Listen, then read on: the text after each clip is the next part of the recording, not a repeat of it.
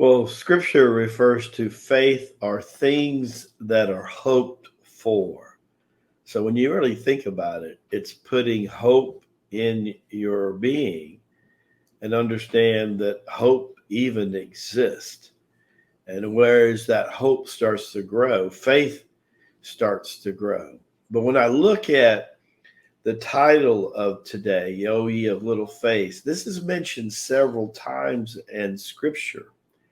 And almost every time that it's mentioned in scripture, Jimmy, Master Rabbi Jesus is speaking to his own apostles, which I find very interesting. In other words, he's speaking to the chosen 12 or the 72 disciples. So it's very interesting. One of the most profound moments that happens is on Mount Transfiguration. And I want to share this story today with our people a little differently than maybe they've ever heard this story.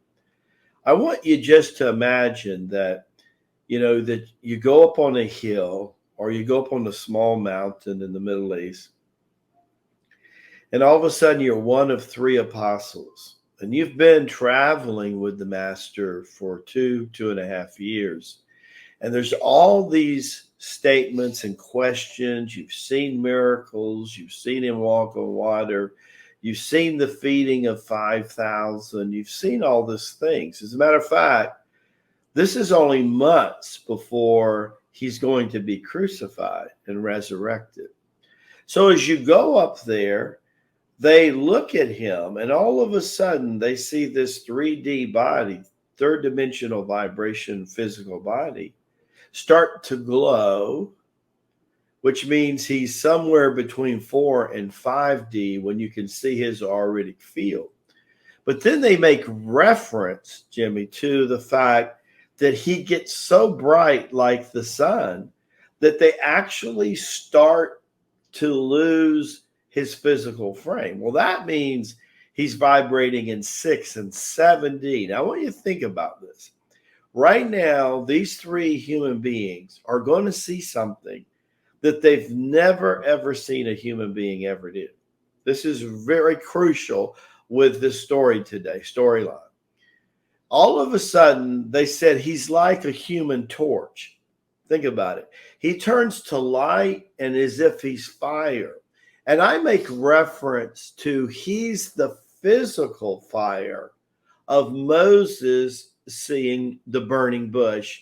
And the burning bush, when asked what you are, he goes, I am that I am. About this time, lo and behold, Moses appears. And this tells us that even though Moses died, Moses has resurrected or he wouldn't be here. So I want you to keep this in mind, right? The next thing that happens is the prophet Elijah shows up, who is the fire master himself, who called down the fires from heaven as the flaming chariot ascends into heaven to destroy the priest of Baal because it was satanic. Now, I want you to think about this.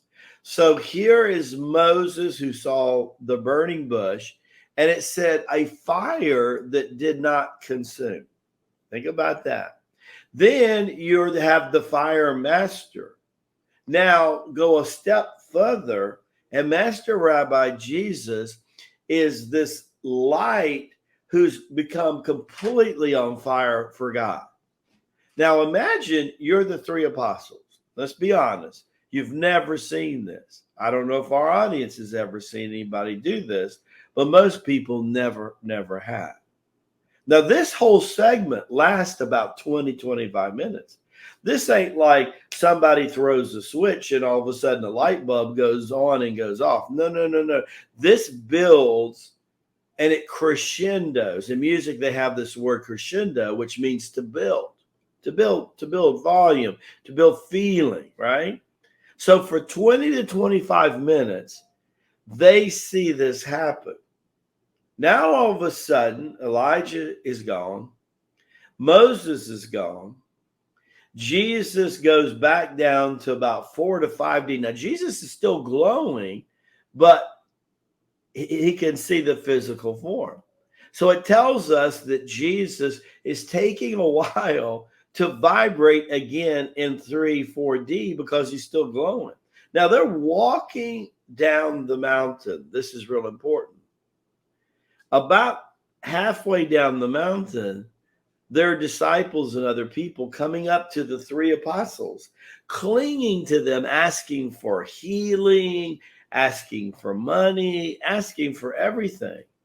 And the apostles, you got to understand, they've just had a positive form of PTSD.